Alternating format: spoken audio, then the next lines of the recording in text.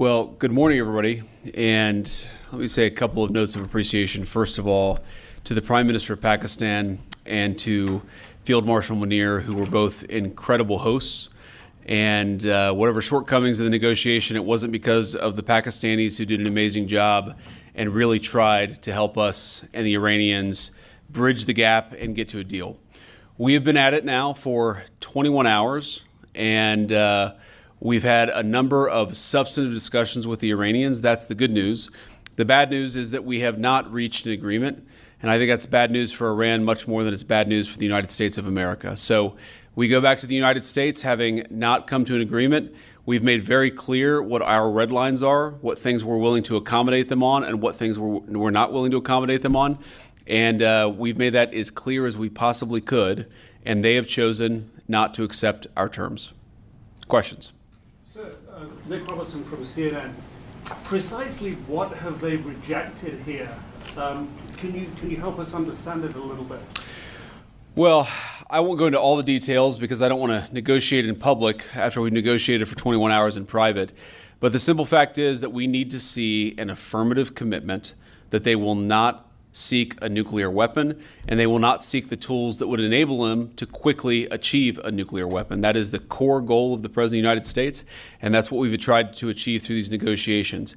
Again, their nuclear program, such as it is, the enrichment facilities that they had before, they've been destroyed.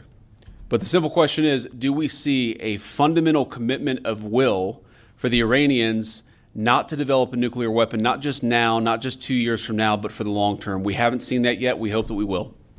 Jen. Was there a framework on anything? And also, did the Iranian frozen assets come up? And did you reach any conclusions on those frozen assets? We talked about all those issues, Jen, and we talked about a number of issues beyond that. And so certainly those things came up. But again, we just could not get to a situation where the Iranians were willing to accept our terms. I think that we were quite flexible. We were quite accommodating. The president told us, you need to come here in good faith and make your best effort to get a deal.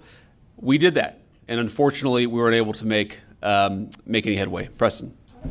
Mr. Vice President, how often did you communicate with President Trump throughout the negotiations? There were reports that there were multiple rounds, where there were breaks in between negotiations. How often did you communicate with the president throughout those rounds, and what was he saying as you were going through these negotiations that you said fell short? Yeah, obviously we were talking to the president consistently. I don't know how many times we talked to him, a half dozen times, a dozen times over the past 21 hours.